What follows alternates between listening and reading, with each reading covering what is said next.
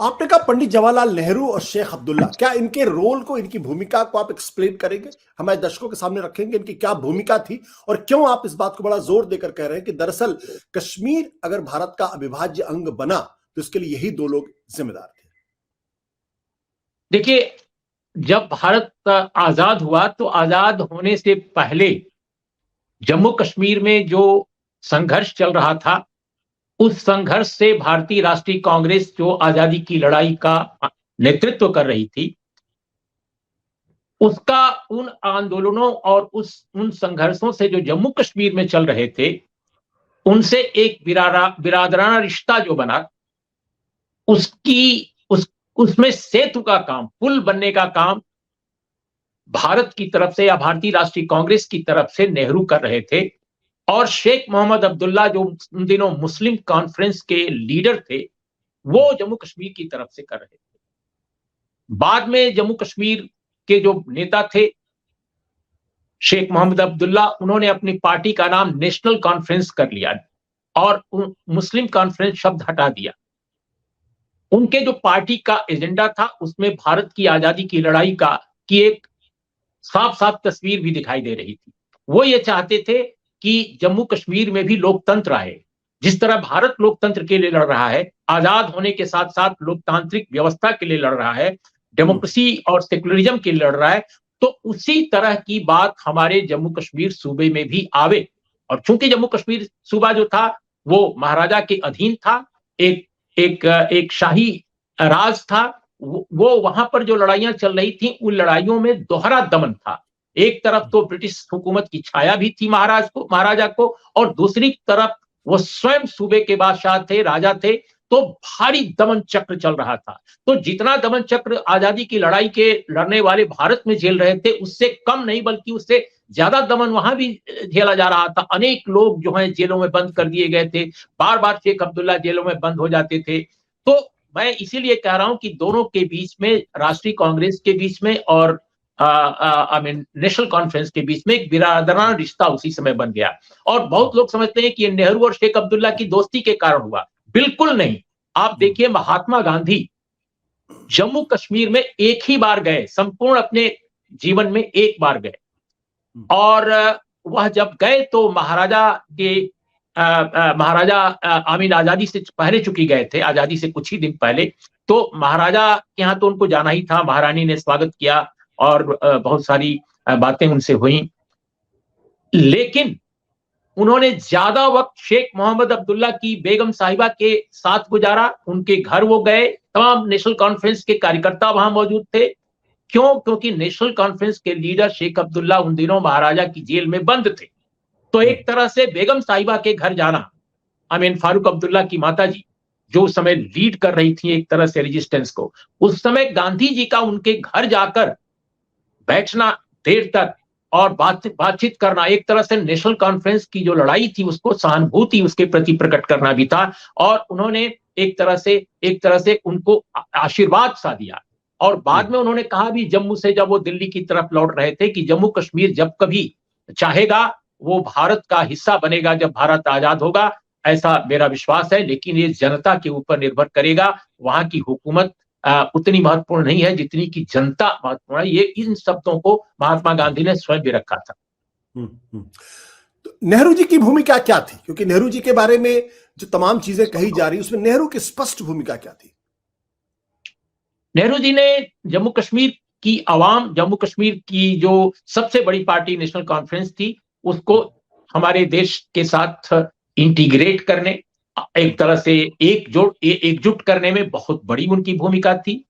और जो आज उनके ऊपर आरोप लगाया जा रहा है, जो मैं ये बताना चाहूंगा कि बहुत सारे लोग जो आज कह रहे हैं, इंक्लूडिंग होम मिनिस्टर साहब, जो इस सरकार के सबसे मुखर प्रवक्ता हैं, और मैं मानता हूं कि उनकी वो एक बहुत सधे ढंग से अपनी पार्टी की विचारधारा को व्यक्त करते हैं। लेकिन जैसे अभी उन्होंने हाल में कहा कि नेहरू जी की भूमिका के बारे में अपनी बात कहते हुए कि भाई उनके कारण ही पीओके बना। दूसरी बात उन्होंने कही कि अगर वो सीज फायर करने में 2 दिन और विलंब कर देते तो पीओके बना ही नहीं होता। मुझे लगता है कि हिस्टोरिकल जो घटनाक्रम है, जो ऐतिहासिक घटनाक्रम है, उनके बारे में ये गलत बयानी है। पहली बात तो यह है कि अगर पीओके बना तो क्यों बना भाई? अगर भारत का एक सेशन, सॉरी, जम्मू कश्मीर का एक सेशन भारत में आजादी मिलने के दौरान ही, भारत को जब आजादी मिली उसी के आसपास हो गया होता, तो जाहिर है कि जो हमलावर थे, पाकिस्तान की सेना के संरक्षित जो हमलावर थे, उनको कबायली कहा गया, पख्तून कबायली। लेकिन कबीलाइयों को भारत में हमला करने और पाकिस्तानी सेना का उनको संरक्षण देने, यानी कुल मिलाकर पाकिस्तानी हुकूमत के संरक्षण से हमला करने की जरूरत ही नहीं पड़ती, पहली बात। दूसरी बात कि इंडियन आर्मी तैनात हो गई होती बहुत पहले, 26-27 अक्टूबर की रात का इंतजार नहीं करना पड़ा होता।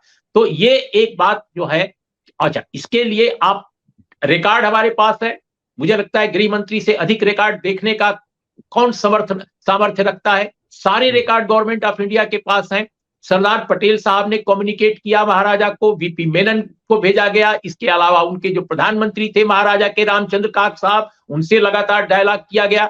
लेकिन महाराजा ने लगातार डिले किया। उसकी वजह क्या थी कि जम्मू कश्मीर में भी 2-3 तरह की शक्तियां काम कर रही थी। और आशुतोष जी, इसको समझना बहुत जरूरी है। बिल्कुल। नेशनल कॉन्फ्रेंस अगर वहां की आवाम को रिप्रेजेंट कर रही थी, और उसमें मुसलमान नहीं थे केवल, उसमें हिंदू, मुसलमान, सिख, ईसाई, सब तरह के लोग थे। और आप कंपोजिशन देख लीजिए, पहली जो नेशनल कमेटी बनी थी नेशनल कॉन्फ्रेंस बनने के बाद, उसमें कितने तरह के नुमाइंदे हैं उस पार्टी के। लेकिन वहां पर उस समय प्रजा परिषद भी बनी, एक संस्था, और प्रजा परिषद में किस तरह के लोग थे हम सब जानते हैं।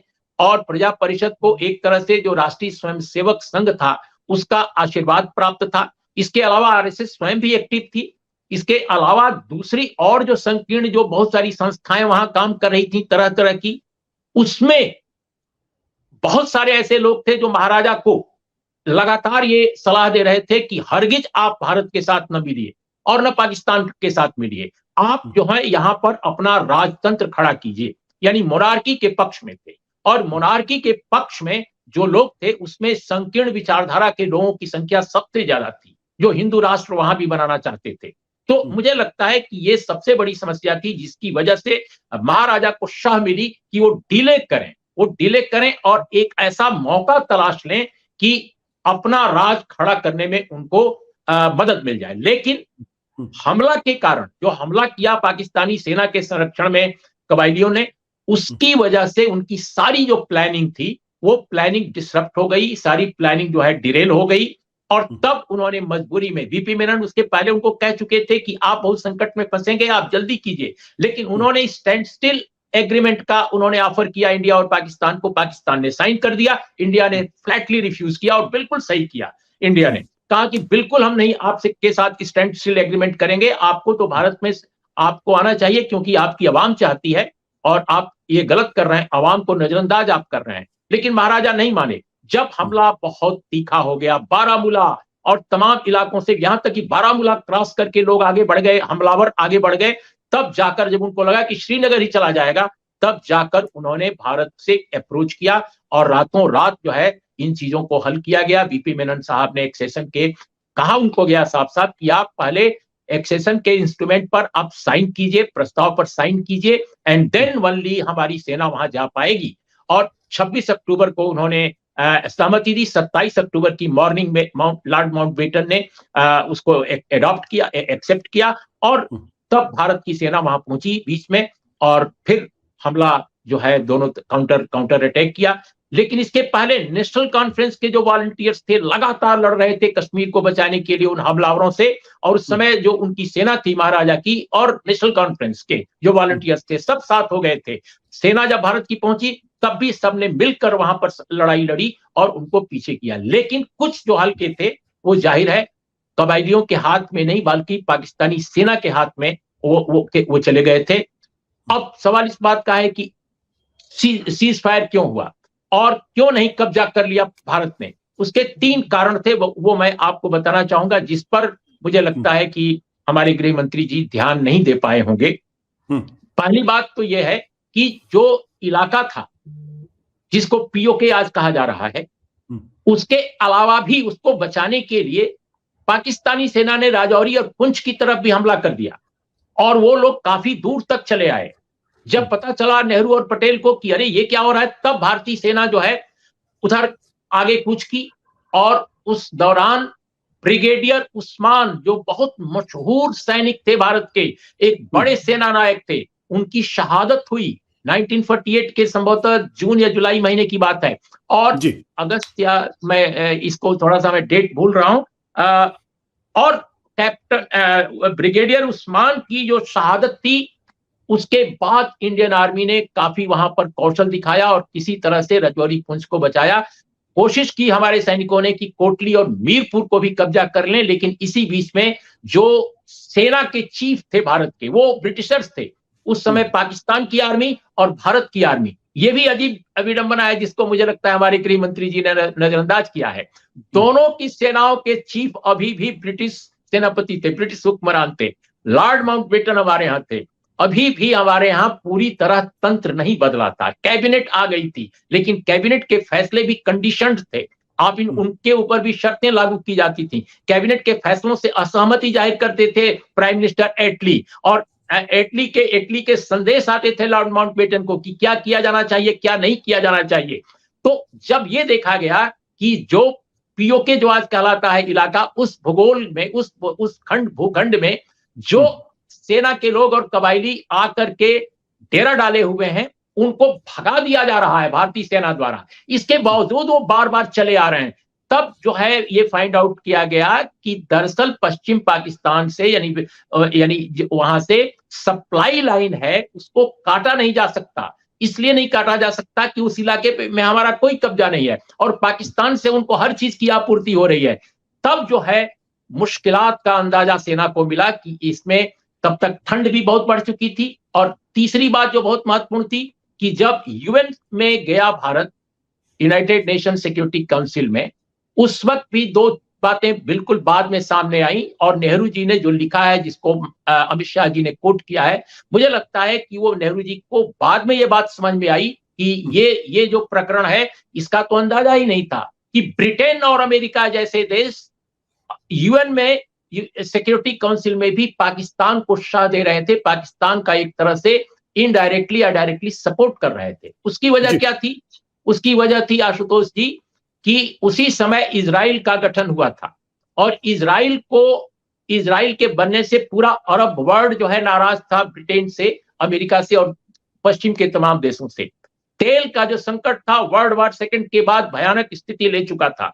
तो जो स्थितियां थी उसमें अरब कंट्रीज को, खासकर मुस्लिम कंट्रीज को, एक तरह से उनको अपने साथ तादाद में स्थापित करने या बेहतर रिश्ते बनाए रखने के नाम पर पाकिस्तान के साथ बेहतर अपने को दिखना था ब्रिटेन और अमेरिका का। इसलिए भारत और पाकिस्तान के बीच में जो एक बैटल थी और जो यूएन में जा चुकी थी, वहां पर उन लोगों ने पाकिस्तान का पक्ष लिया, ज्यादा भारत का उतना पक्ष नहीं लिया जितना भारत को भरोसा था। तो ये बहुत सारे कारण थे जिसकी वजह से पीओके नाम का जो भूखंड आप देखते हैं वो पाकिस्तान के हिस्से में चला गया।